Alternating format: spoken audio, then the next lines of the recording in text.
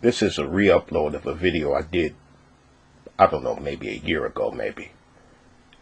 Now, what I've said on more than a few occasions is that one of the problems with the world is that the worst people always know where the seats of power are, and they seek these seats, and they get these seats, and they maintain their position in these seats, while the good people let it happen. All the clips I'll play will be around a minute long. Sri Lanka has had decades of tensions, discrimination, violence, but the discrimination, the targeting, and the ethnic tensions have been there for decades. And can you talk about the shutting down of social media, Bhavani, the history of the use of this media? The government shut down WhatsApp, it shut down Facebook, and a number of other platforms. Why? An example of what I'm going to be talking about actually happening recently. That clip from Democracy Now! Was in response to the bombings in Sri Lanka, where the first thing the government does is stop people's ability to communicate. Low Earth orbit satellites have become indispensable for the U.S. military for communications, for GPS navigation to guide smart bombs and troops, and for real-time surveillance. But they are also extremely vulnerable, as a just-revealed test of a satellite-killing weapon by China ominously demonstrates. If we, for instance, got into a conflict over Taiwan, one of the first things they'd probably do would be to shoot down all of our low Earth orbit spy satellites, putting out our eyes. Put our eyes out, he said. Something I've spoken on over and over again about how people will come on here and say that this is just YouTube, or this is just the internet, it's not the real world. And there's a reason that the government has been trying to get control of the internet. It's those seats of authority. And no, I'm not looking to be on here speaking from a position of powerlessness over this net neutrality thing. That's pretty much what everybody has done. It makes me sick, especially because this is our fault. We let it happen. So I'll do otherwise. No powerlessness here. Corker reports. Soldiers and armoured vehicles on the outskirts of the Zimbabwean capital. Small numbers, but enough to raise concern. Hours later, explosions and gunfire were heard in the city, and the military took over the state broadcaster. We wish to assure the nation that His Excellency, the President of the Republic of Zimbabwe, Comrade R.G. Mugabe, and his family are safe and sound, and their security is guaranteed. And the military took over the state broadcaster. Takes over news station. Now, I've never been in the military, but from my understanding, one of, if not the first objectives are to take out or take control of the other country's communications. Let me read this thing from a site called Lapstone Ministries. It says, by destroying the communication systems of your opponent, you destroy their unity, cohesion, and their connection to potential support.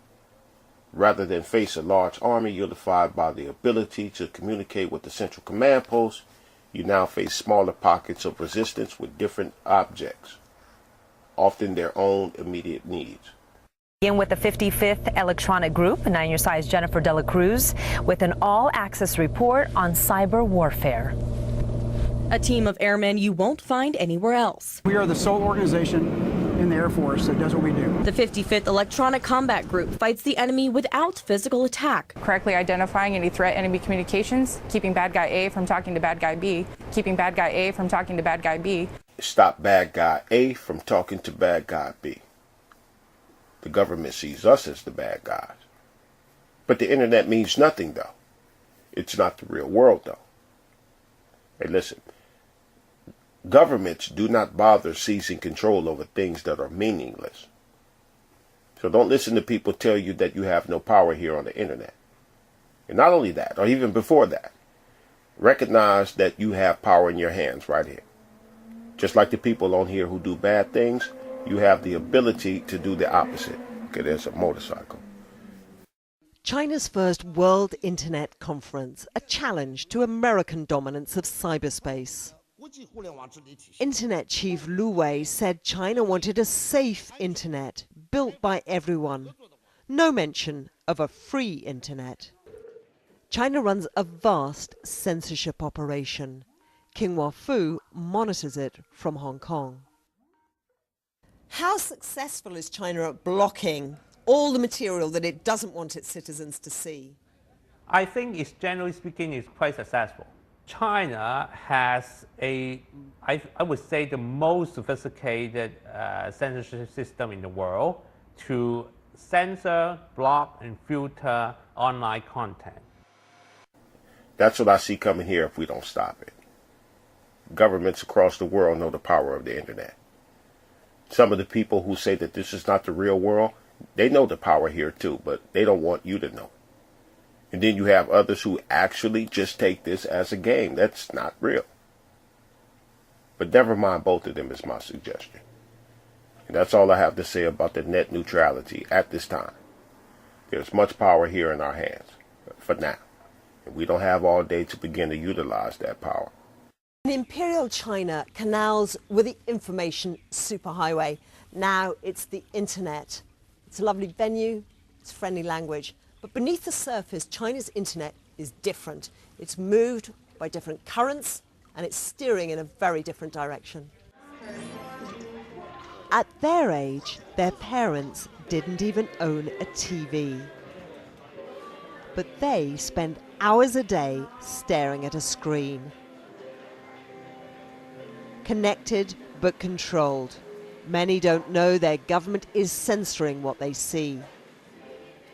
This 25-year-old in a Beijing salon hadn't seen these pictures of Hong Kong's democracy protests. But she didn't see the censorship or the politics as her problem. I know we are being suppressed, but it doesn't really affect me. Sometimes I feel bad for people, but there is nothing I can do to change things.